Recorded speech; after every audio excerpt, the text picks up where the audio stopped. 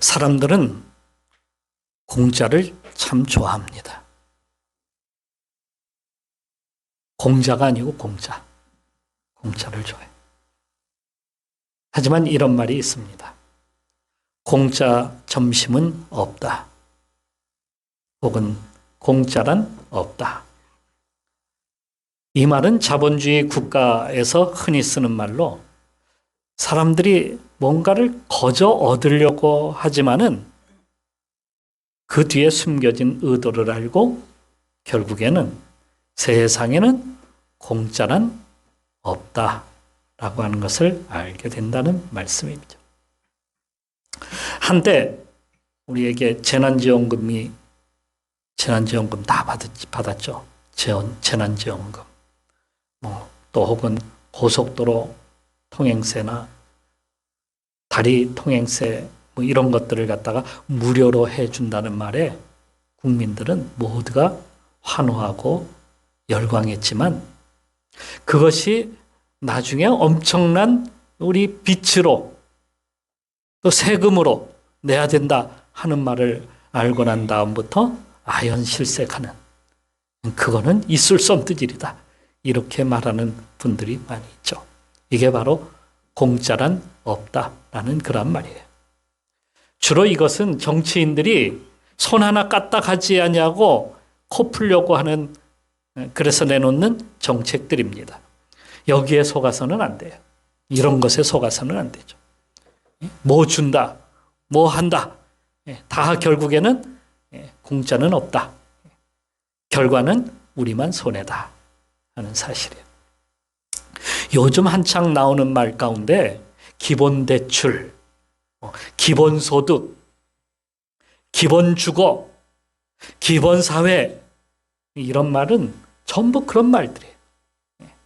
뭔가 모두가 공짜 되는 세상, 그런 세상을 만들겠다는 거예요. 이건 사회주의 좌파들이 추진하는 그러한 세상, 그걸 대동세상이라고 이렇게 부릅니다. 모든 사람들이 다 잘 살 필요는 없다. 동등하게 다 같이 못 살자. 이런 뜻이죠. 하지만 몇 사람만 빼놓고 그 몇 사람은 누구겠어요? 중국에서는 이것을 갖다가 공동부유라고 이렇게 불러요. 공동부유. 모두가 잘 사는 사람들이 되자. 모두가 잘 사는데 근데 더 잘 사는 사람들이 또 있어요. 중국의 공산당 엘리트들이 1%의 부를 그 1%가 부의 98%를 다 가지고 있다고 하죠. 그래서 그것을 계산해 보니까 1인당 그 1% 가진 사람들이 1인당 1조 6천억 원을 가지고 있다. 모두가 잘 살 필요는 없어요. 몇 사람만 잘 살면 돼요. 그러니까 이들이 공동부유니 뭐 대동사회니 이렇게 말을 하지만은 거기에 또 기본 우리에게는 기본으로 얘기죠. 기본사회, 기본대출, 기본소득 이건 공짜 점심을 주겠다 하는 그러한 가짜들이에요. 그래서 대중을 속이고 인기를 얻으려고 하는 포퓰리즘이라 이렇게 사람들은 말을 하죠. 세상엔 공짜란 있다 없다? 없다. 구소련 시절 러시아가 모든 것을 갖다가 과거에는 공짜로 다 주었어요. 빵도 공짜, 유치원도 공짜, 고등학교까지 교육이 다 공짜, 영화관 가도 공짜, 놀이공원에 가도 공짜, 버스나 전차를 타도 공짜. 하지만 그 안내원들은 그들에게서 친절이란 발견할 수가 없어요. 웃음기 하나가 없어요. 없었어요. 웃음기가 하나도 없더라고요. 말도 거칠고 투박했어요. 과거에는 더 했다 그래요. 공짜로 타는 사람들에게 친절할 필요가 있을까요? 그냥 윽박지르고 강압적인 그런 태도가 그들이 했던 그런 모습이에요. 대충 일해도 또는 일하지 않아도 공짜로 주는데 공짜로 준다고 생각하는 거예요. 공짜로 주는데. 그러니까 놀고 먹는 사람들이 뭐 일도 별로 하지도 않는 사람들이 너무도 많아요. 관공서에 가서 서류를 하나 띄는데 한 달 이상이 걸려요. 가면 사람이 없어요. 점심때가 되면 아예 없어져 버려요. 다 어디 가냐 하니까. 국가에서 주는 기본소득 가지고는 살 수가 없다는 거예요. 그래서 돈 벌러 간대. 그래서 다들 없어져요. 한 번은 길을 지나가는데 어떤 집에서 불이 났어요. 조금 있더니 소방차가 막 오더라고요. 앵앵거리면서 막 왔어요. 그런데 소방차에 물이 없어요. 물이 없는 소방차를 가지고 달려온 거예요. 제 아내가 예전에 거기 있을 때 말입니다. 임신을 했었어요.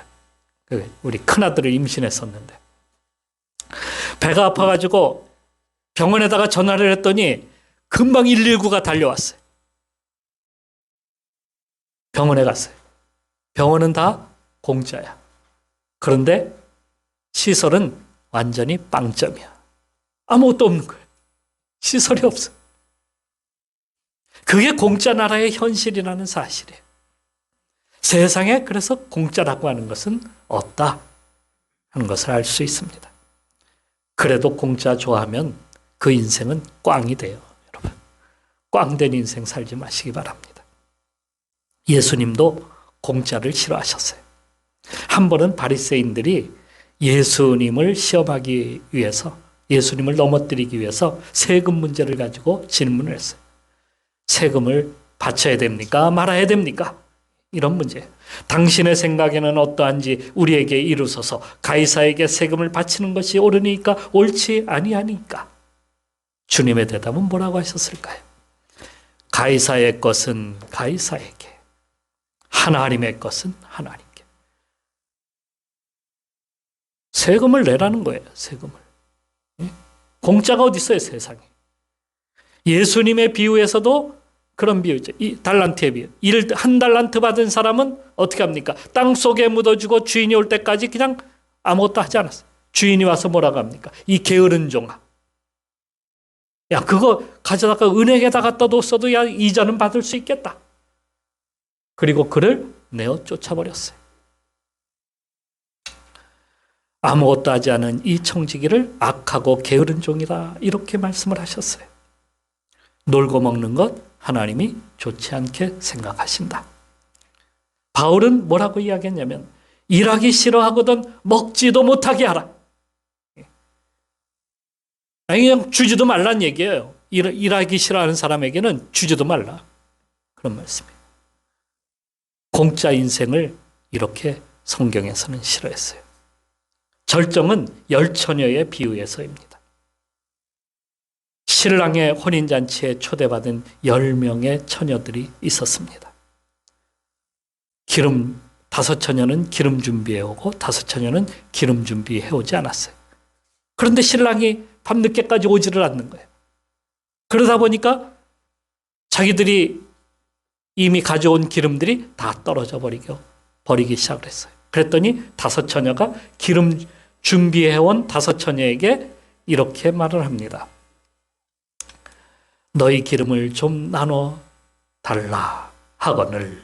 성경이 이렇게 쓰고 있어요. 그랬더니 기름 준비해온 5처녀들이 뭐라고 하냐면 이렇게 합니다. 우리와 너희가 쓰기에 다 부족할까 하노니 차라리 파는 자들에게 가서 너희 쓸 것을 사라 하니. 그때 신랑이 도착합니다. 기름 사러 간 사이에 문은 닫히고 말았어요. 공짜 인생 살면 이렇게 된다는 말씀입니다. 이스라엘 백성들은 공짜를 참 좋아하는 사람들이에요. 공짜 사상이 그냥 퍼져 있었어요. 자신들은 그냥 이스라엘 민족이니까 선택받은 민족이다. 모두가 선택받았다는 거예요. 마지막에 하나님께서 심판하실 때에 이방 민족은 심판하시고 자기들은 천국에 들어가게 하신다는 거예요. 특히 메시아가 와서 그들을 점령했던 로마 군대를 갖다가 몰아내고 나라를 강한 나라로 만들어 모든 것을 다 거저줄 줄 알았어요. 그래서 오병이어를 갖다가 주님께서 베풀어 주셨을 때에 백성들, 거기에 군중들은 그걸 먹고 예수님을 왕으로 세우기 위해서 쫓아왔어요. 우리에게 먹을 것을 달라는 거예요. 공짜로 달라는 거예요.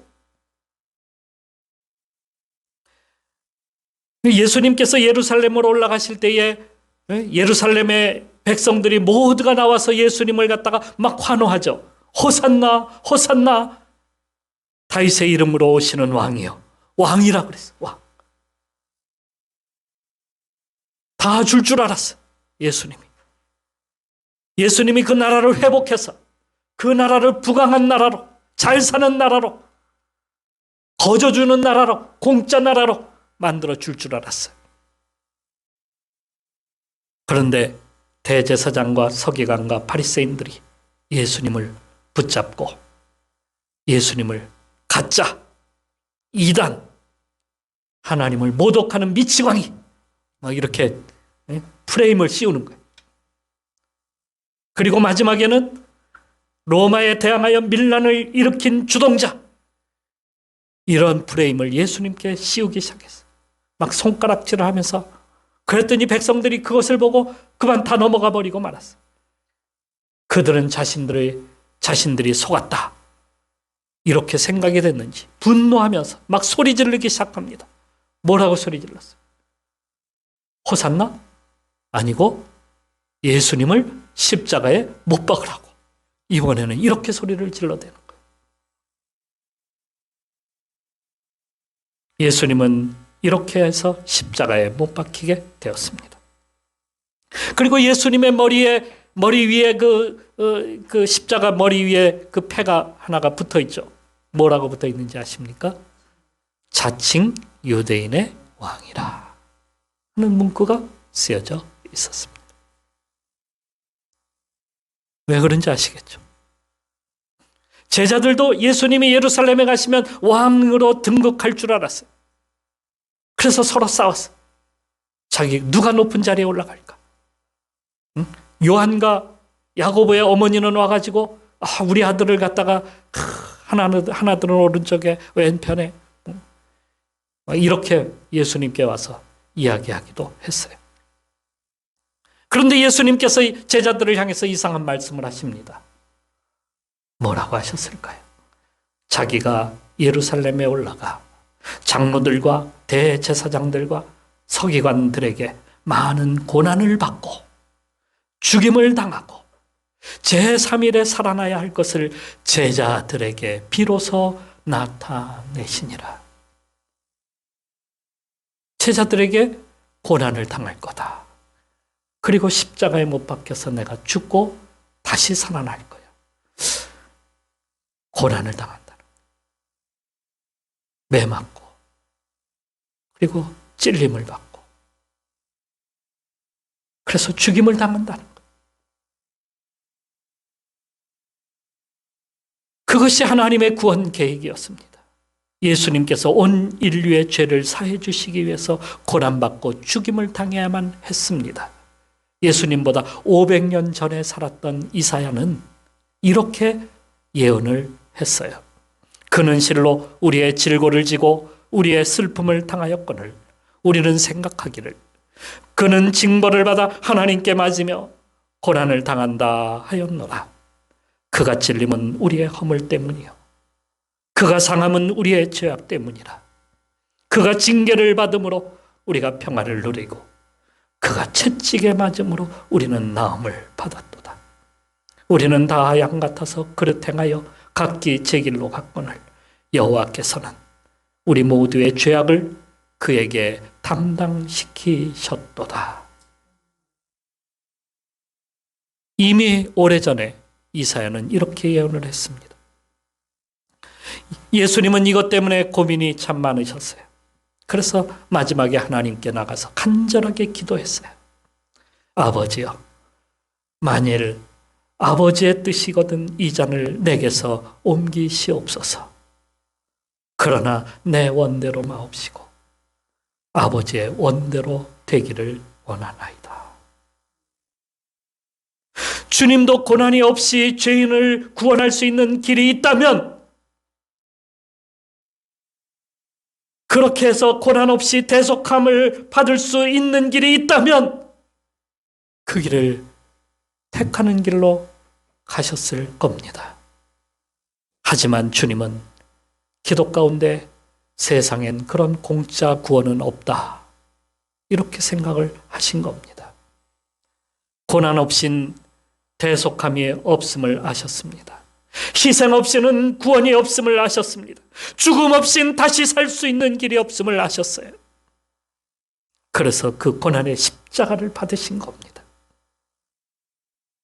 바울은 이것에 대하여 그리스도께서 우리를 위하여 저주를 받은 바 되사 율법의 저주에서 우리를 속량하셨도다, 이렇게 갈라디아서 3장에서 말씀하고 있습니다.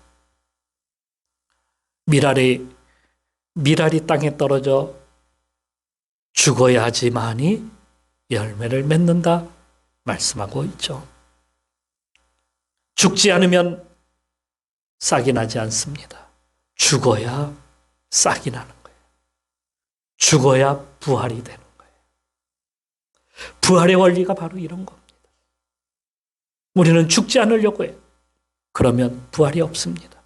죽어야 부활이 되는 거예요. 그러니까 세상에는 부활이라고 하는 것은 공짜 부활이 없다. 그냥 갑자기 어느 날 열매가 맺혀지는 것이 아니다. 여러분, 지금 길가에 가면은 벚꽃들이 이미 다, 꽃들이 다 떨어져 가지고요. 불쌍해요. 그 찬란하게 아름다웠던 그 꽃들이 비바람으로 인하여서 거의 다 떨어졌어요. 벚꽃이 피면 제일 먼저 벌들이 날아오기 시작합니다. 벌들이 날아와서 꿀과 꽃가루를 갖다가 다 따가버려요. 그리고 꽃잎도 바람에 흩날리며 하나 둘 떨어져 버립니다. 꽃잎이 떨어져 꽃은 다 죽은 줄 알았어요. 그런데 거기에 열매가 달리기 시작하는 겁니다. 거기에 새로운 생명이 달리기 시작하는 거예요. 저희 집에 모가나무가 있어요. 저희 집에 모가나무가 봄이 되면 꽃이 펴요. 그런데 말입니다. 집안에 이게 분재로 있다 보니까 바람도 불지 않죠. 그렇다고 해서 벌들이 날아오는 것도 없습니다. 한참 후에 그 꽃은 그냥 시들어서 떨어져요. 열매가 맺힐까요? 안 맺힐까요? 열매가 안 맺히더라고요. 열매가 맺혀야 되는데 열매가 안 맺혀. 왜 그런지 아세요? 고난이 없기 때문에. 바람이 불어가지고 그 이파리들을 다 날려야 되고, 벌들이 와가지고 그 안에 있는 그 꿀과 그리고 그 안에 있는 그 꽃가루들을 갖다가 다 빼앗아 가야지만이 열매가 맺히는데 맺혀지지 않는 거예요. 빼앗아 가는 게 없으니까, 바람이 없으니까, 고난이 없어서 죽지를 않는 거예요. 그래서 알게 됐어요. 부활이라고 하는 것은 저런 거구나. 부활은 고난 후에 거기서 새로운 생명이 숨트는구나 하는 겁니다. 우리가 구원을 얻게 된 것은 예수님의 희생, 그 고난 때문이었습니다. 그분이 십자가에 달려 살점이 뜯기고 피가 튀어내면서 피까지 튀기면서 말입니다. 고통을 받으셨기에 우리가 나음을 받고 우리가 고침을 받아서 구원에 이르게 된 겁니다. 예수님은 십자가에 달려서 피와 살을 다 뜯기며 고난을 받으시면서 너무너무 고통스러워 하셨어요. 엘리 엘리 엘리 라마 사박다니, 하나님 왜 나를 잊으셨습니까? 너무너무 고통스러우셨어요. 그러면서 운명하셨지만은 하나님은 죽음 가운데서 죽지 않고 살릴 수가 없기 때문에 죽음 가운데 내려가신 그 예수님을 다시 살리셔서 생명으로 나오게 하신 겁니다. 그게 부활이에요. 그게. 오늘 성경에 부활의 첫 열매가 되셨다라고 말씀하고 있습니다. 그렇다고 부활이 우리가 말하는 기본 부활, 이게 아닙니다. 기본 부활. 모든 사람들이 똑같이 생명을 얻는다. 아니에요. 그렇지 않습니다. 세상에 공짜 부활은 없어요. 생명의 부활로 나오려면 고난의 과정을 겪어야, 그리고 죽어야만 합니다. 예수님은 우리에게 이렇게 말씀해 주셨어요. 누구든지 나를 따라오려거든 자기를 부인하고 자기 십자가를 지고 나를 따를 것이니라. 누구든지 제 목숨을 구원하고자 하면 잃을 것이요, 누구든지 나를 위하여 제 목숨을 잃으면 찾으리라. 그러기에 생명의 부활에 이르려면 십자가에 자기 자신을 못 박아야 합니다. 자기의 유익을 위해서 살고자 했던 것, 자기의 욕심을 위해서 생명을 바쳤던 것, 자기의 이름과 명예를 위해서 살고자 했던 모든 것들, 이런 옛사람을 십자가에다가 꽝꽝꽝 못을 박고 죽여야 우리가 진정한 구원에 이르는 거예요. 그러니까 오늘 내가 부활의 기쁨을 누리기 위해서는 지난 한 주간 이런 고난과 맞닥뜨려서 처절한 싸움을 하며 십자가로 보냈을 때에 우리가 다시 생명을 얻는 기쁨을 갖다가 누리게 되는 겁니다. 편안하게 세상 연락을 즐기며 살다가 오면 부활의 기쁨이 없어요. 병을 알아본 사람은 건강의 축복이 무엇인지 압니다. 그러나 병을 알아보지 못한 사람은 건강의 축복, 그냥 건강한 거예요. 감사가 없어요. 추운 겨울을 나지 못한 사람은 봄의 따뜻함을 알 수가 없어요. 가난을 경험하지 못한 사람은 부의 축복이 얼마나 복된 것인지 모릅니다. 부르짖어 기도하는 사람이 응답받는 기쁨을 아는 겁니다. 수없이 많은 훈련의 과정, 여러분 고난의 과정을 겪었던 김연아, 그녀가 트리플 엑셀을 갖다가 할 수 있는 것은 바로 그런 과정이 있었기 때문에 그걸 할 수 있는 것이었고, 그녀가 금메달을 목에 걸 수 있었던 거예요. 그냥 앉아서 금메달이, 누가 금메달을 가져다 줍니까? 고난의 과정이 있어야 부활이 있는 거예요.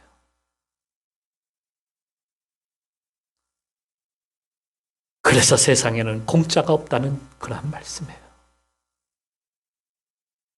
예수님은 복 있는 사람에 대하여 이렇게 말씀하셨어요. 가난한 자가 복이 있습니다. 애통하는 자가 복이 있습니다. 온유한 자가 복이 있습니다. 의에 줄이고 목마른 자가 복이 있습니다. 그리고 마지막으로요, 의를 위해 핍박을 받는 자가 복이 있습니다. 진정으로 고난 속에 들어가 봐야 그 기쁨이 뭔지를 알아요. 나음이 무엇인지, 행복이 무엇인지, 부활이 무엇인지, 생명이 무엇인지, 건강이 무엇인지, 그걸 경험하지 않은 사람들은 그게 뭔지, 기쁨이 뭔지 잘 모르는 거예요.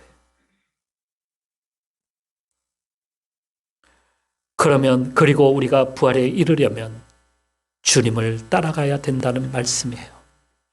주님은 이렇게 고난을 겪고 자신을 십자가에 보내서 그 죽음을 통과했을 때에 다시 사는 신비를 얻게 되었어요. 바울은 이 부활의 신비를 얻기 위해서 나는 날마다 죽노라, 고린도전서 15장 31절에 그는 매일같이 죽는답니다. 그래야 부활의 기쁨이 무엇인지, 부활이 무엇인지를 알게 되니까요. 그러면서 그는 이렇게 이야기합니다. 내가 그리스도와 그 부활의 권능과 그 고난의 참여함을 알고자 하여 그의 죽으심을 본받아 어떻게 해서든지 죽은 자 가운데서 부활에 이르려 하노니 내가 이미 얻었다 함도 아니요 온전히 이루었다 함도 아니라 오직 내가 그리스도 예수께 잡힌 바 된 그것을 잡으려고 달려가노라. 주님을 쫓아간다는 거예요. 무엇에 이르기 위해서? 부활을 알고 부활에 이르기 위해서 말이에요. 우리에게도 주님을 따르는 삶을 살 때에 부활에 이른다고 알려주는 것입니다. 오늘 우리는 부활절을 맞이했는데 그냥 무덤덤하게 이 자리에 앉아 있다면 나는 아직 부활의 기쁨이 잘 몰라요. 나는 부활이 뭔지도 모르겠습니다. 한다면 여러분, 우리는 먼저 십자가로 나를 보내야 합니다. 십자가로 나를 못 박아야, 못 박고 내가 죽어야 그 기쁨을 아는 거예요. 그 신비를 우리가 경험하게 되는 겁니다. 부활절은 오늘이지만 우리는 매주일 부활을 경험해야 합니다.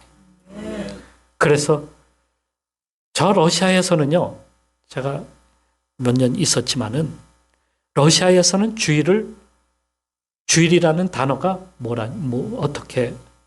단어가 무엇이냐면 보스크리세니에요. 이 보스크리세니에라고 하는 말은 무엇이냐면 부활의 날이에요. 말 그대로 부활이에요. 부활의 날. 그러니까 주일은 어떤 날이다? 부활의 날이다. 우리가 날마다 우리의 삶 속에서 6일 동안에 매일같이 우리의 삶 속에서 죽는 거예요. 죽는 연습을 하는 거예요. 죽어. 그리고 부활이 되면, 부활절, 주일이 되면 다시 우리가 부활하는 거예요. 주님의 은혜로 다시 부활하는 거예요. 매일같이 우리는 우리의 삶 속에서 투쟁하며 싸우며 나를 십자가로 보내서 그러한 처절한 그러한 싸움을 우리가 해나가면서 매 주일마다 주님, 내가 주님께 왔습니다. 오늘 다시 주님의 은혜로 다시 새 생명의 기쁨을 누리게 하여 주옵소서. 우리 매일같이 이러한 부활주의를, 부활의 날을 맞이해야 합니다. 구원은 값없이 공짜로 얻어지는 것이 아니기 때문입니다. 오늘도 그 부활을 누리고 살아가는 성도가 되시기를 축원합니다. 기도합니다.